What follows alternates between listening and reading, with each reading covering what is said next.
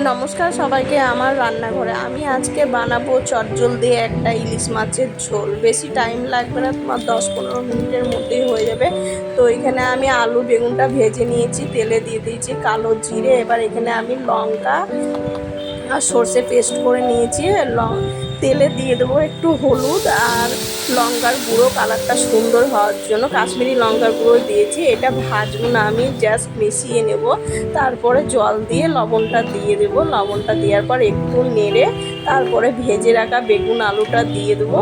দেওয়ার পর আবার ঢাকনা দিয়ে ঢেকে দেবো যতক্ষণ না আলুটা সেদ্ধ হয়ে আসছে। আলুটা সেদ্ধ হয়ে গেলে মাছগুলো দিয়ে দেবো, হাফ সেদ্ধ হবে। তো ফুটে চলে এসছে, দেখো আমার তরকারিটা ফুটা শুরু করে দিয়েছি। এবার মাছগুলোকে দিয়ে দেবো। মাছগুলোকে দিয়ে 5 মিনিট মতো ফুটিয়ে নেব। ফুটিয়ে নিলেই আমার তরকারি রেডি।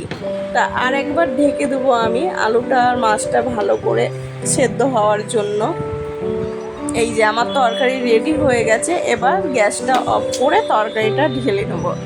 তা আমার ভিডিওটা ভালো লাগলে অবশ্যই একটা লাইক করবেন, আর ফেসবুক থেকে দেখলে পেজটা ফলো করে দেবেন, ইউটিউব থেকে দেখলে চ্যানেলটা সাবস্ক্রাইব করে দেবেন। টাটা।